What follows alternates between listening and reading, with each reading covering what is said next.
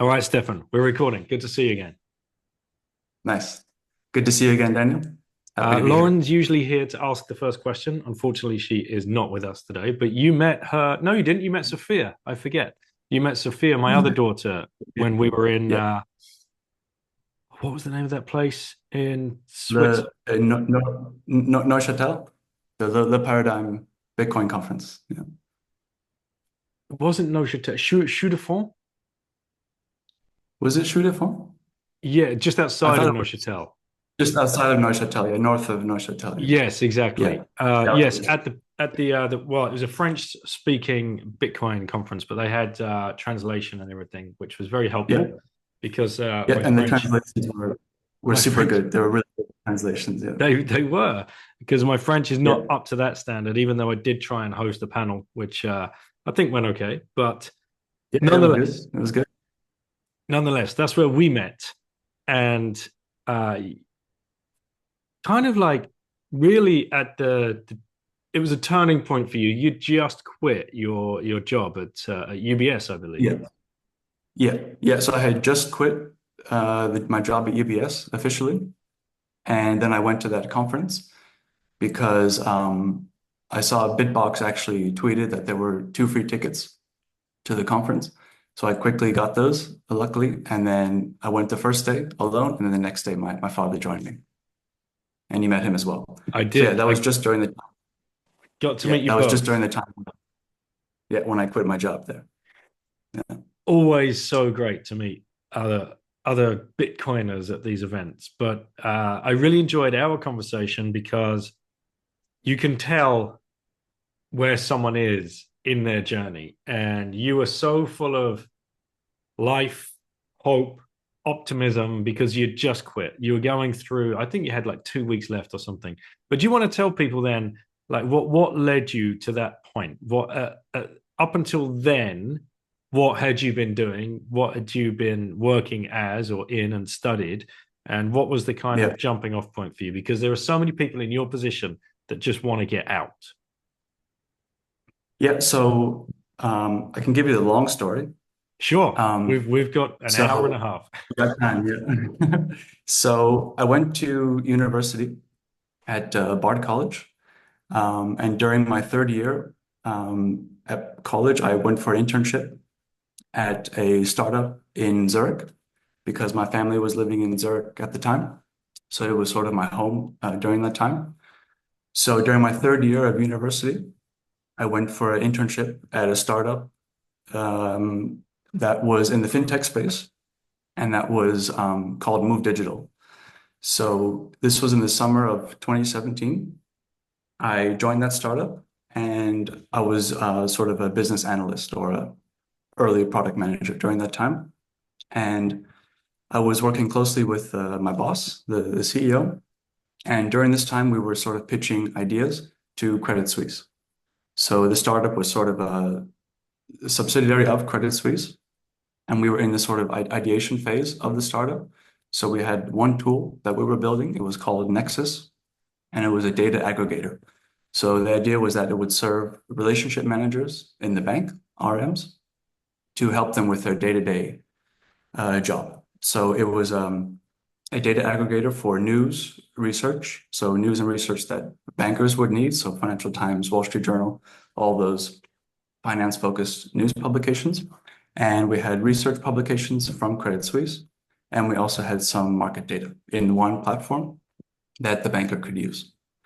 So during this time, we were going into Credit Suisse every day, or I was going with my boss into Credit Suisse every day to sort of pitch our tool and get some traction with the tool.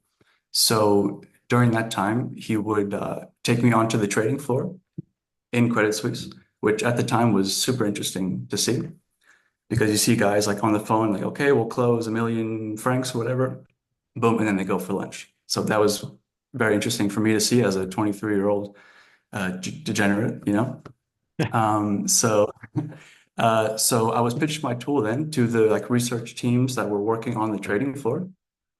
And in this tool, you could build sort of funnels, is what we called them, which was basically a topic.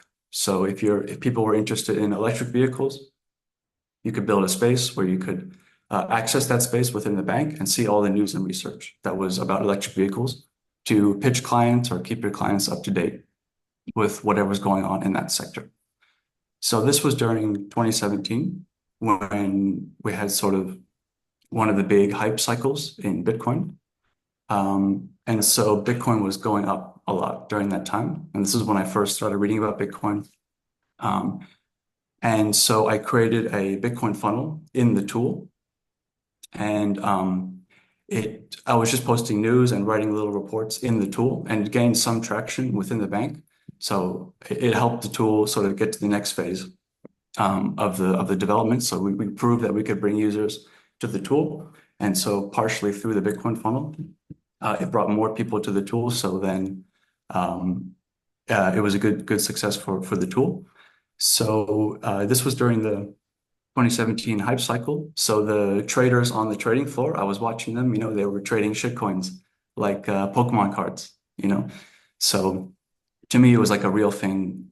Bitcoin and crypto as well was like a real thing that people were throwing a lot of money at. So I naturally became interested in it. And then I went back to finish my final year in university. I studied economics there. And then the company hired me then full-time starting in 2018. So then I started my career in the startup. I worked with the NLP team, the natural language processing team. And the whole time I was growing and becoming like a product manager for the startup. So working with engineers and developers to build software for mostly Credit Suisse at the time, but it expanded later. And then the tool grew and grew and everything was good. And we had more developers and more engineers in Bulgaria. We had an office in Bulgaria as well. And then Credit Suisse acquired a company, Move Digital, and then Credit Suisse collapsed. So I'm sure you know all about that story, but Credit Suisse collapsed and then began the sort of transition phase to become UBS. So this took a long time to sort of integrate all the Credit Suisse things into UBS, and I think it's still ongoing many years later. But throughout the whole time, I had continued studying Bitcoin. Got a little bit distracted by crypto, but then came back to Bitcoin. So I was still fascinated by it, and people in the office, it was like a joke, like, okay, the crazy Bitcoin guy, whatever, it's funny, which was cool, which was fine. So then during that whole time, while I was sort of becoming a PM in the software company, I was still fascinated by Bitcoin and continuing to study it.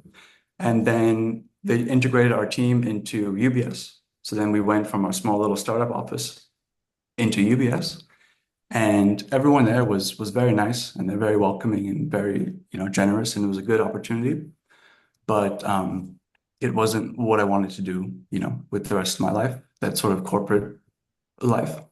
Also, they kind of killed our tool. They killed Nexus and used another tool for it. So that wasn't so cool. But everyone there was super nice. And I said it was a good opportunity, but it wasn't really what I wanted to do with my life. So yeah, I decided to quit. So I told people I was going to quit and study Bitcoin. And they gave a little laugh and a chuckle, and they said, okay, fine.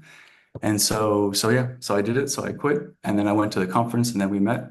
And so now I've been just sort of reorganizing my life a little bit and continuing to study Bitcoin and trying to write some articles and just keep studying it as a pleb, as a fellow pleb. So we'll get into the article you wrote because I love it. I want to Yeah. go back to it's so easy to brush over when a big bank gets swallowed up by another bank because it happens so often. But this is all part of the centralization process. It's all part of the plan, the agenda by the people, the invisible hands that rule these companies. As John Hamer would refer to them, the banksters, which is kind of an amalgamation of the word banker and gangster. And it is important as well for people to understand that there's only a very, very few people that do that. Generally, the people working at these banks who you would consider a banker, your friends, your family, they're just doing a 9 to 5. Well, no, they're not. They're doing probably 6 a.m. to 10 p.m. They're just doing a job. Like they're there. They're there to do a job and to create products and to serve customers and have relationships with their customers, and just get on with life. They have no idea of the formation of the Federal Reserve and how all of this ties into fiat money and printing, and they have no idea. They might have heard of LIBOR scandals or gold fixing scandals or foreign exchange scandals, which I've seen throughout my own career, very up close. But generally, just good people doing their work. But Yeah. then Credit Suisse. How on earth can a bank of that size and magnitude and history just disappear overnight? And the way it was done was very, very weird. It was all done over a weekend, if I remember correctly, and Hmm. completely unconstitutional. Nothing like this has ever been seen before in the history of banking, and especially in Switzerland. You know, Especially in, do yeah. you want to tell people, as you sitting on the inside, how did this all start unraveling? Was there any murmurings before? Because there was talks of like Deutsche Bank. There's always, like, the last Mhm. 10 years, Deutsche Bank is on the precipice. It's on the precipice of going over. And then all of a sudden, no, no, you were all looking there and Credit Suisse just went down. But it's okay, guys. UBS are going to save it. Like, what did you see Yeah. as an insider? What was leading up to this? Yeah. So they called it the shotgun wedding, between UBS and Credit Suisse, because UBS didn't really want to acquire Credit Suisse or take them over, but the government basically said you have to do this, otherwise, the game is over. Otherwise, we're done. So from my perspective, the tipping point, the way I saw it, the tipping point when they said over the weekend, okay, UBS take Credit Suisse, it's over, was when people started to withdraw a lot of their money from Credit Suisse. So I remember at the time they showed like a chart, and it was starting to get exponential of people, Swiss citizens or anyone, starting to remove their money from Credit Suisse and putting it into UBS. So in my opinion, that was I think the turning point when they started to have kind of a bank run a little bit. Um, and they couldn't afford to have that to grow or to become like a media hype cycle, or because people were starting to say in the news and everything. Um, so I think it was going to be a bank run. So they said, we have to stop this now. You have to take over Credit Suisse. We will give you billions of dollars, billions of francs to do this, but you have to do it now. Um, and ironically, this was a great time for our platform, Nexus, because everyone had to know what was going on. And we had the best sources with the news and the fastest platform for that. So our usage was going through the roof during this time because everyone has to know what's going on. So they came to our tool. So that's just a bit funny. But yeah, so I think it was when there was threat of a real bank run happening on Credit Suisse, that was the tipping point, in my opinion. Yeah. Which is crazy for Switzerland, the safest, you know, financial place in the world. So there was a crack. That's where you could start to see a crack starting to form. Um, and they couldn't Wow. let it get out of control. So Yeah. did you find out, like, just like via an email or like watching the news, like, because you go home on a Through Friday night and Yeah, through the news. Through the news. I remember I was having a coffee with my colleague, we're walking outside. I said, wow, this is a historical event. What's gonna happen now? Like to our startup, and it was just nothing really. We just wait. So there was a lot of waiting. When this was happening, there was a lot of waiting for the news of what's going to happen next. And it was a little bit annoying because I have a team of engineers, and we want to build stuff and fix things and have priorities. And it's my job to, prioritize what we're going to build.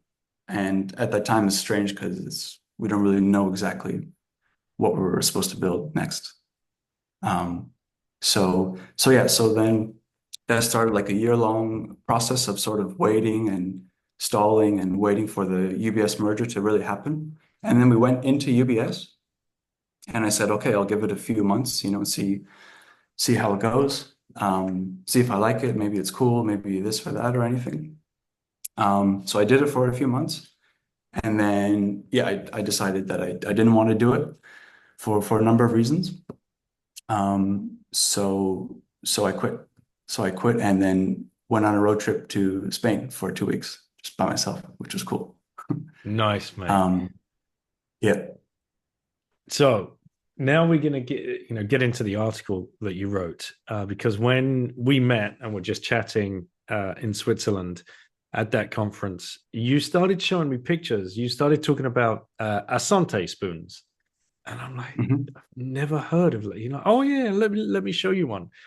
And you have like an actual physical collection. So, do you want to give us the background on how you come across Asante spoons, why you have some in your possession, and then we will get into the title of your article, From Asante Spoons to Bitcoin: The Legacy of Sound Money. And I love all of this philanthropic stuff. You've written a beautiful article. So let's set the scene. How did you become aware of Asante spoons, and how did you get any in your possession? Yeah. So, so my friend called me one day and he told me that his grandfather had passed away and they need to clear out the house of all the things that are there. And he needs my help to do that because I had a car, I was in Switzerland and I could go help. Um, and my friend's grandfather, I don't really know exactly all the details, but he was like a scientist, explorer, and he was studying some disease in Africa many years ago. But he was also a collector, so he has many old, interesting things in his house. So we went to his house and we were rummaging through his stuff, looking for interesting things. And one of the boxes we came across was all of these spoons, all of these brass spoons with interesting drawings on them and art and everything. So so we took, and there were other things as well from the house, but we took some of those things back to my place in Switzerland. And then I was going through some of the stuff, just checking it out. And then I was holding the spoons and I researched what they were for. And I discovered that they were for peer-to-peer transactions using gold dust in the Asante Empire during the 1700s to 1900s. Um, and I immediately thought that that was totally related to Bitcoin, that there's for sure a connection between how they ran their economy and Bitcoin, sound money. So then I was sitting on the couch holding the spoons, and I thought there's for sure a connection here. And then I sort of forgot about it a little bit. And then I went to the Bitcoin conference. We met there and we started chatting. And just as we were chatting, it just jumped back into my mind. I told you about the spoons. And you said, that's super cool. Write an article about it and then come on the podcast. So yeah, that's how I came into possession of the spoons. So, so yeah, I have the spoons. That's the story behind the spoons. Yeah. Yeah, it's so cool. So let's talk about, so it's Ghana, right? You start here in the Yeah. bustling markets of Kumasi, the 19th century capital of the Asante Empire in modern day Ghana. Traders conducted their commerce not with coins or paper notes, but with gold dust measured by intricately crafted brass spoons. It sets the scene so beautifully. Like gold dust, Yeah. it's just something we say, oh, it's like gold dust. Like, it's a very throwaway kind of common day phrase. Um, but this is what they ran a whole economy on. And Yeah. it's And they it's were kind of like super, they're they the were super sats, wealthy. right? Yeah. They're the sats of the Yeah. bar. That's the way I see it. That and Yeah. it became a medium of exchange, and this is the parallel I draw, and I'm sure you do too. And then you go on, this monetary system devoid of a central bank or state issued fiat sustained a sophisticated civilization for over 2 centuries. And this is where we want to go with Bitcoin, right? We want to get back here. But Yeah. I'd never heard of Kumasi. I'd never heard of the Asante Empire. Did you dig into the Asante Empire at all? Yeah, so I'm still looking into it, and I think there's a lot of parallels you can draw between Bitcoin and the Sante Empire. but they were like one of the most powerful empires around that time in Africa. They fought against the British for many years, and they were one of the, like at around that time, only African empires to give a good fight back to the British. So they uh, they had a very strong empire, very strong military, um, and you could argue that one of the reasons that they were so wealthy and had such a strong military was because they had an empire that functioned officially on a sound money standard, using gold dust, which couldn't be inflated by central banks or the government. And it was officially recognized by the government at the time. Um, those transactions were legit, and the traders themselves could independently verify that the transaction was legit, that the right amount of gold dust was used for the transaction. So, so the way it would work, which wasn't actually clear to me in the beginning, was that they would have each trader or each economic individual who is either going to the market or buying a house or land or something like that. They would have on them a brass spoon, a scale, and little weights, you know? So they would agree on how much gold dust needs to be traded in whatever the transaction was. And then the the person would scoop the gold dust with the spoon onto the scale and get the correct balance to prove that this is how much gold I'm going to give you for this transaction. And then if the other person didn't trust him, the other person also had their own scale and weights, and then they could measure it as well in their system. And then everything's good. You can continue on with your basket of vegetables or your piece of land. So so the government recognized that this was the way it was done, and the government would tax the people before they entered a market. The government would take a little tax, and if you wanted to pass through trade routes that ran through the Asante Empire, the government would tax that as well to use their infrastructure. But yeah, the one argument as to why the empire was so strong was because they had a economy running on sound money. So you could make the argument that they were a low time preference economy because they were still mining gold from the rivers, but it was very slow, of course, and it required work, of course. So if you want to claim that they were a low time preference economy, there's evidence that they would save their wealth in little boxes that had nice art in them as well, and pass that wealth down to younger generations. So that's one example that suggests that they were a low time preference economy because the money couldn't be just printed whenever. There was actually valuable and hard to come by um, wealth. So yeah, that's kind of the main parallel to Bitcoin is that the economies can function on sound money, and it is possible, and they can become strong and invest in infrastructure and education and the future. But sadly, after their battle, they were taken down by the British, and then the British came in and imposed their own currency and did the usual story. So then they failed, but they didn't fail because they were on a sound money standard.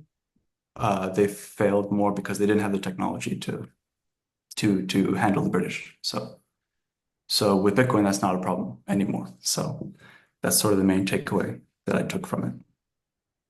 Uh, Nothing like a good old bit of colonialism to, destroy a Oh yeah. civilization. I mean, it says here by 1900, the Asante had amassed 14 million ounces of gold, a volume that rivaled the economic output of many European nations during the same period. So it's the same people every single time. Is that's all they want. They want it all. They're insatiable. They want the land, they want the gold, they want the tin, the Yeah. copper, the zinc, the cobalt, whatever it is right now. They want the diamonds. Still, Yeah, whatever.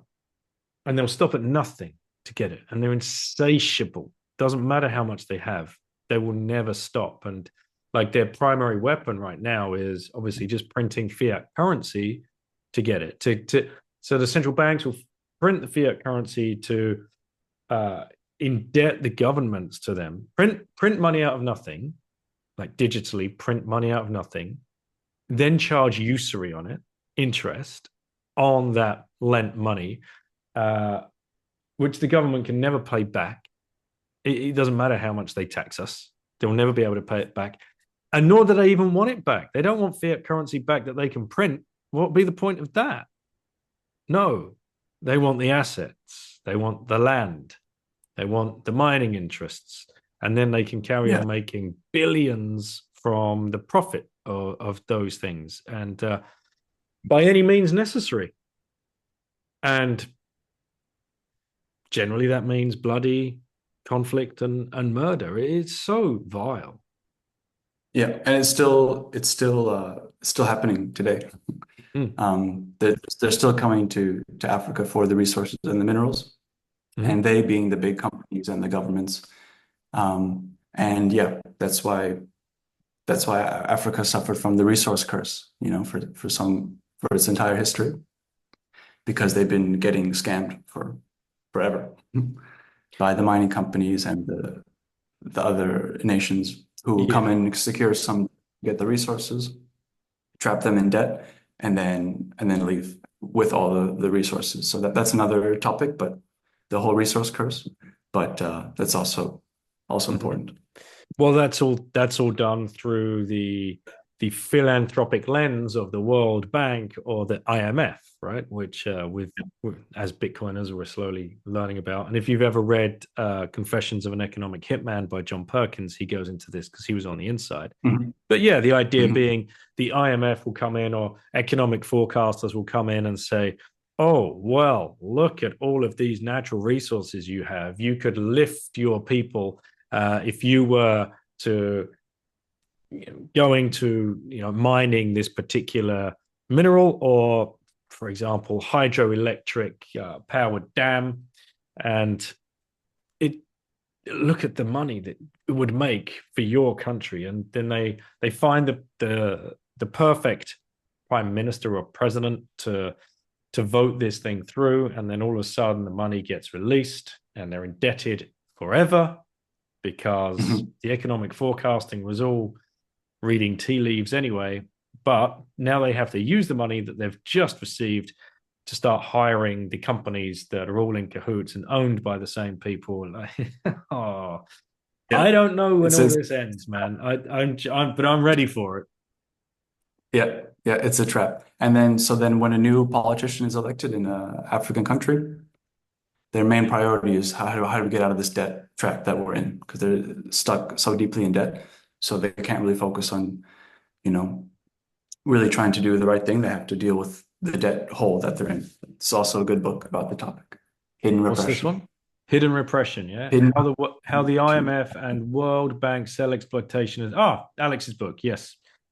Yeah, yeah, Yeah. yeah. I, So this was a good one. So I wrote in my final year at Bard College. I wrote for my thesis about a bit about the resource curse um, and yeah, how trying to explain exactly how the African countries are typically scammed by the World Bank and IMF. So it's a really interesting topic and a bit sad, yeah, for sure. and then you get into, well, who set this up? The World Bank and the IMF. Yeah, It all yeah, leads to the same people every yeah. single It's always time. been it's always been through the money is how they've always controlled resource rich countries. Um, through the whole history, it's been through the money. Yeah. And you can see with the Asante Empire, when they came in and took them over, they introduced their money, and then that's how you need to uh, run your economy now is with our currency. So same story. You can look at different empires, different countries, and you'll see the same pattern happening. And we will take the gold. Thank you very much. Yep. Yeah, we'll take the gold. And yeah, goodbye. Yeah, because we need to prepare for like the next phase of our industry. Our country needs to grow. So we need these minerals. So we're going to take that and then we'll give you nice things and whatever. But in the end, Africa gets poorer and poorer. But I think it can change over time. It can change, but it'll be slow. I think it'll be very slow. Gradually, then suddenly, we hope. But right, let's get back to the because you got a picture of the spoons. Are these the picture in the article? Are these the ones that you have in your possession? Did you keep some, or did your friend keep So them? yeah, I have them still. I don't have them on me now, but Right. there's a lot more. So I don't know if you're going to the conference again. I just got my ticket for the partying conference in the summer. So if you're going there, I can bring all the spoons and we can take a look. Um, but the pictures are just a few of them in the article, just a few of them, the most like clear ones, because some of them are old and faded. So the pictures in the article are ones with the little animals or like shapes, cool geometric shapes that they have. And they're made of Um, brass. Made of brass. Yeah. And then Yeah. in the brass, like the carvings are intricate. Yeah. I mean, we are Yeah. So talking this, a high level of skill and yeah. artistry. Like, Yeah. Yeah. So this is actually one of the parts that I'm focusing on now a little bit for my next article or whatever. Um, the art in the spoons is actually super interesting because the art in the spoons was meant to sort of build trust in the whole system, um, by capturing sort of proverbs from the culture and putting them in the spoons.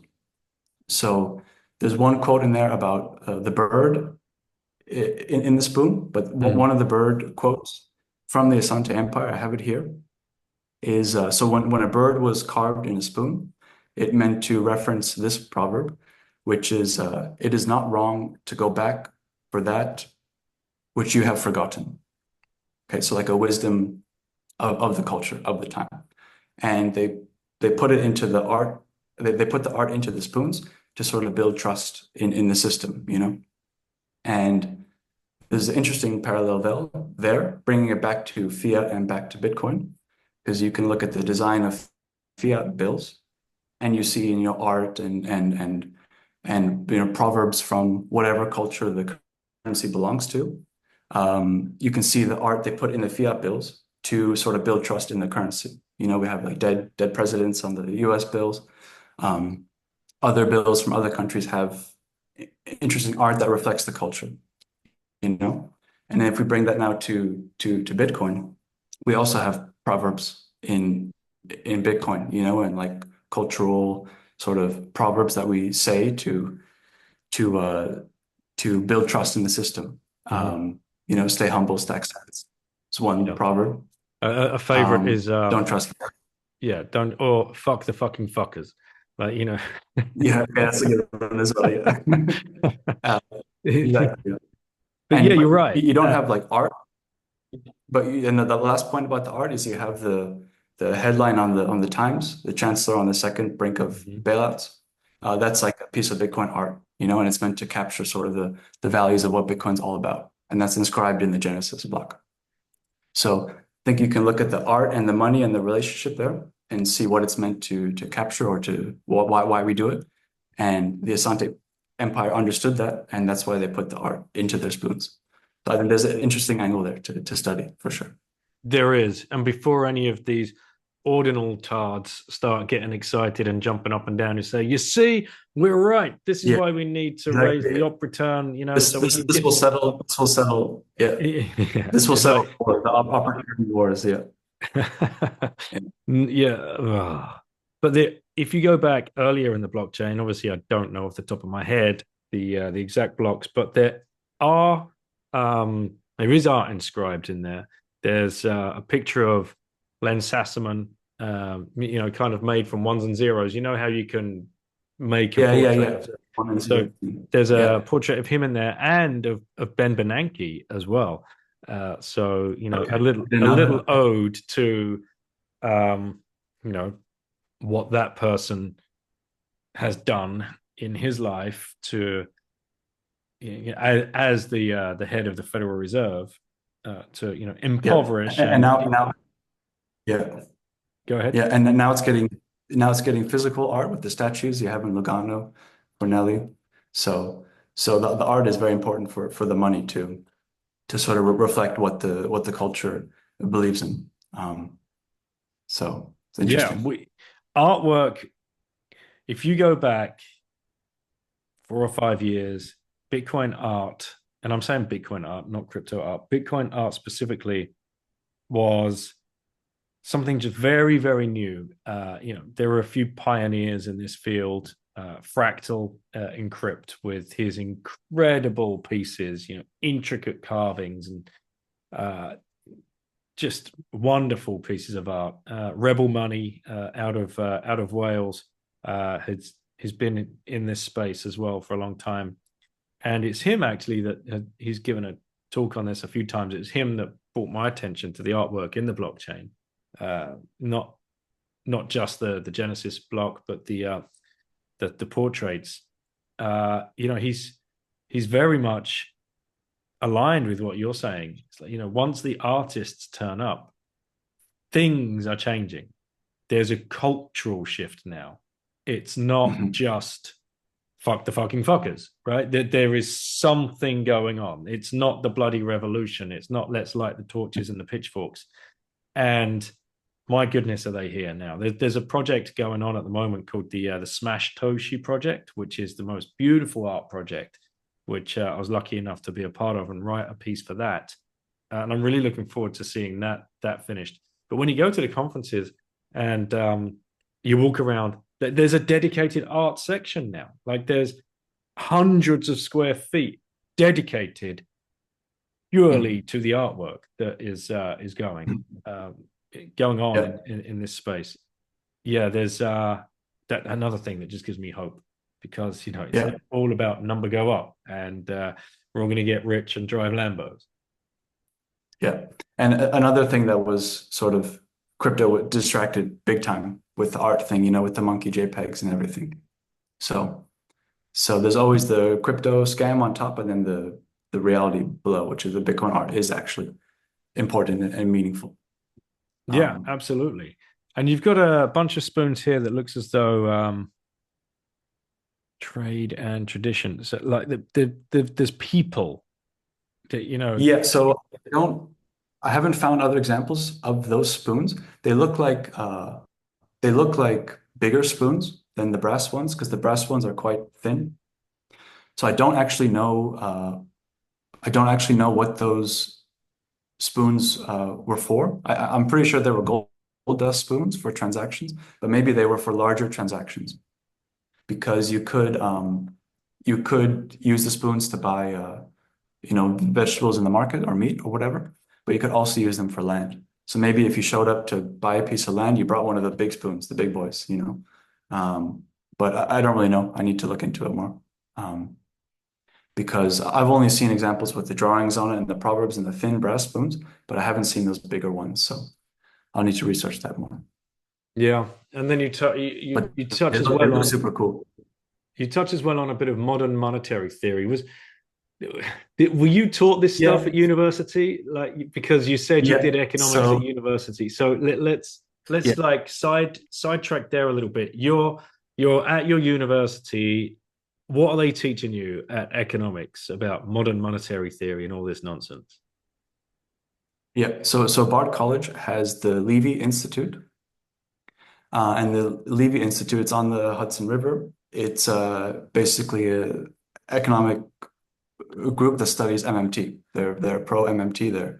They're closely aligned with Minsky, Hyman Minsky, and so there's one branch at Bard College that teaches MMT. So I took a few MMT courses there, and I believe at the time that they were advising the economic campaign of Bernie Sanders, who was also starting to sort of talk about MMT policies.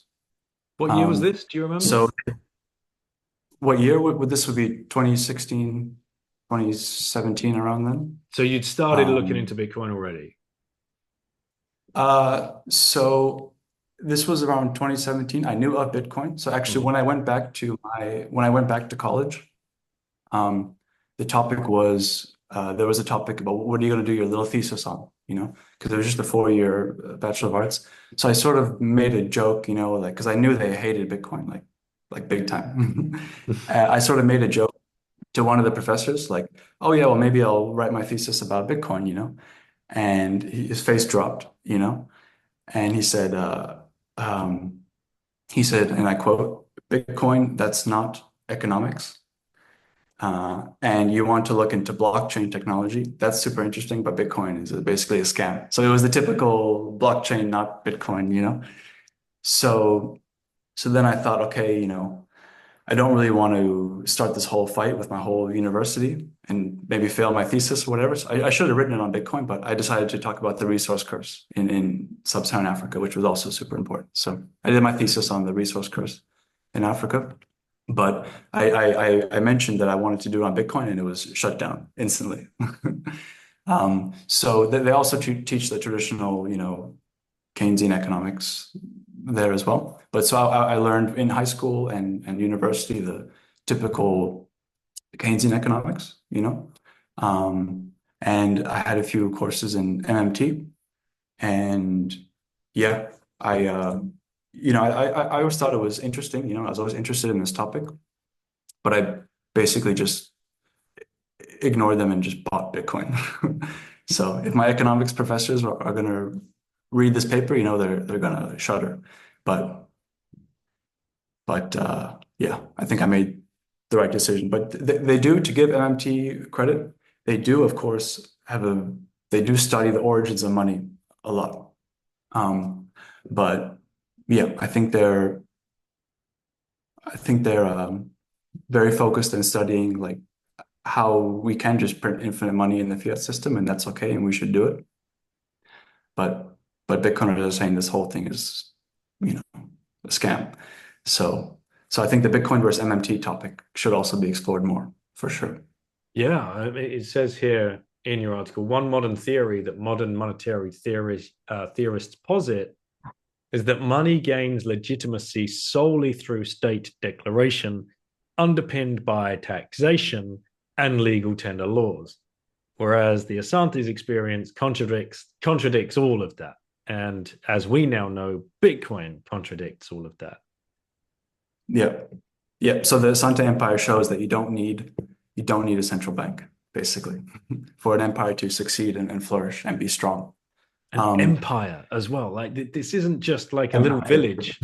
This Yeah. isn't Bitcoin Beach in El Salvador, like Yeah. doing their thing and getting the papusas from Mamarosa and Yeah. all of that. This was an empire built on decentralized, economy, medium of exchange, gold dust, using weights and measures beautifully carved to gain trust. It's so cool. And this, so anybody Yeah. pushing back on the fact that Bitcoin will never become a medium of exchange and only a store of value is total nonsense. It's completely antithetical to what we're trying to achieve here. Yeah. It can be both. It can be both. Yeah. And I think that breaks people's brains a little bit because it Mm-hmm. has to be one or, but it can be both. Um, so yeah, so there still was this government was still there to tax certain transactions. Mm-hmm. So I don't know how that fits into the grand scheme of things, but yeah, the government was, I guess, a bit more, I guess you could say, like just sort of the overseer of the whole system. Was And they it weren't, as it was an empire, they would have had a king, right? I think you've yeah, mentioned they here had a somewhere. king. So, Yeah. And then had the golden stool, that was what they sort of worshipped, was this golden stool. okay, Um, when the British came in, they wanted that stool. They took that stool.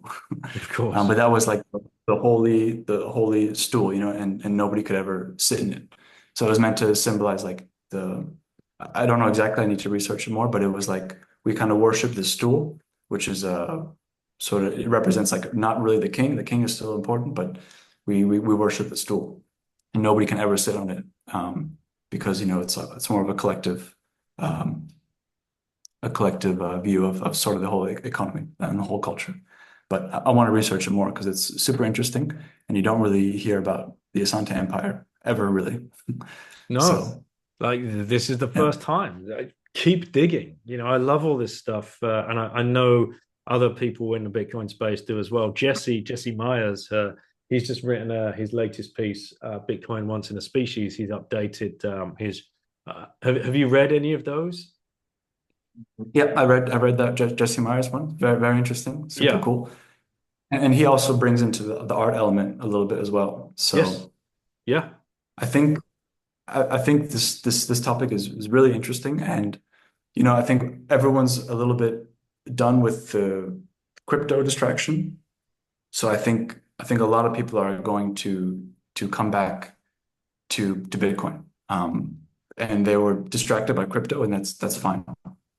But I think a lot of people are going to come back to Bitcoin, and they're going to look at it again with fresh eyes.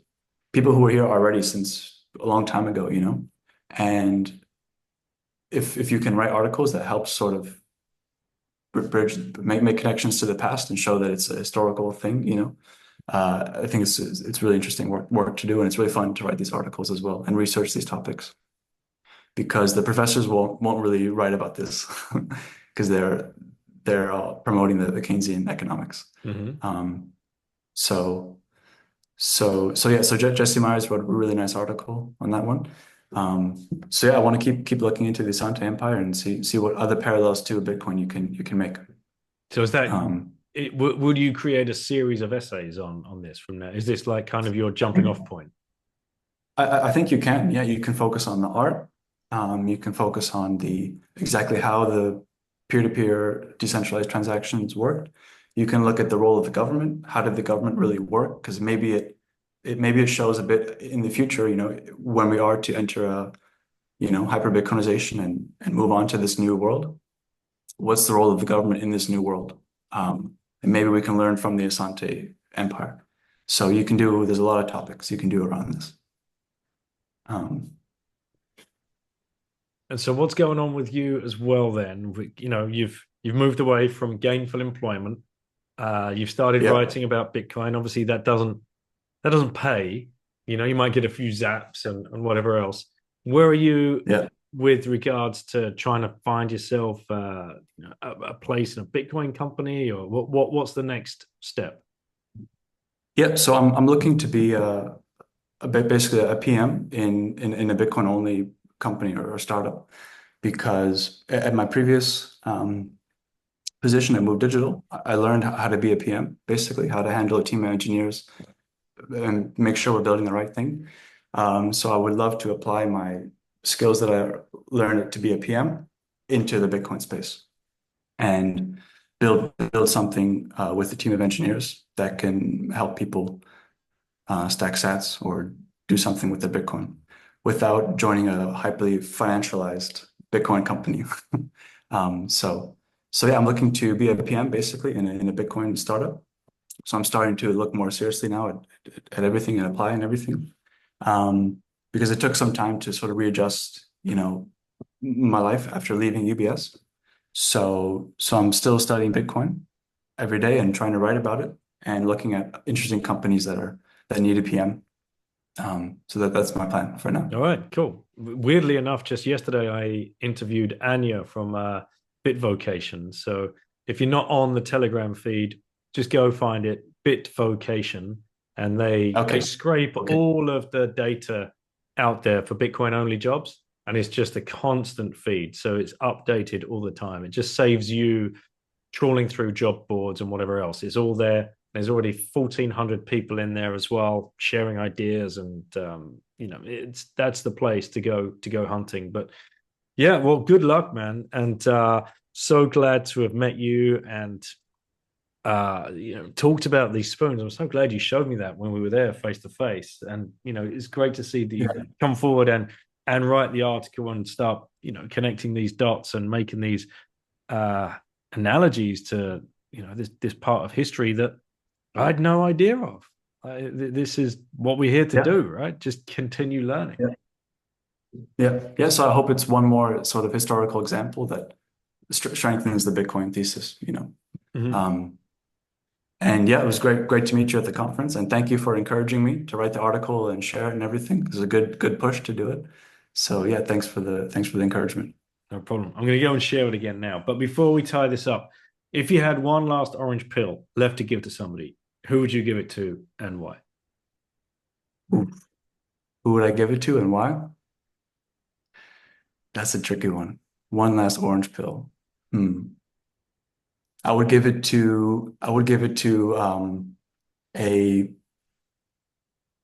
a nation state actor in a sub-Saharan African country to orange pill them to really start studying this and looking into it because I think it's stacking Bitcoin at the nation state level for sub-Saharan nations and starting to mine Bitcoin with their renewable energy resources, of which they have plenty, can be one solution to escape the resource curse. So I would give it to a politician, a good politician, Yeah. in a that's the oxymoron, yeah. A good politician or someone very influential in a sub-Saharan African nation state. Love it. Well, how can people reach out to you and learn more? And I'll put the link to the article. But if you've got any particular place that you want people to go and find you, where should it be? Yeah. So I'm on Nostr, I'm on Substack, and I'm on Twitter. So you can find me on Nostr. I can send you my npub, Mhm. and Twitter and Substack. Those are Yep. my three platforms while I'll be posting my articles and my photography. Yeah. And you're still a Twitter maxi like me, rather than using X. Twitter Maxi, yeah, it's tough. It's tough. I'm trying to think of what I want to say, so I'm just going to say Twitter, Yeah. I can't say I can't say X. Yeah, Excellent. Twitter All right, Maxi. Yeah. Stefan. Thanks for coming on. Really appreciate it. Cool. Cool. Thanks, Daniel. Thanks for having me. Take care.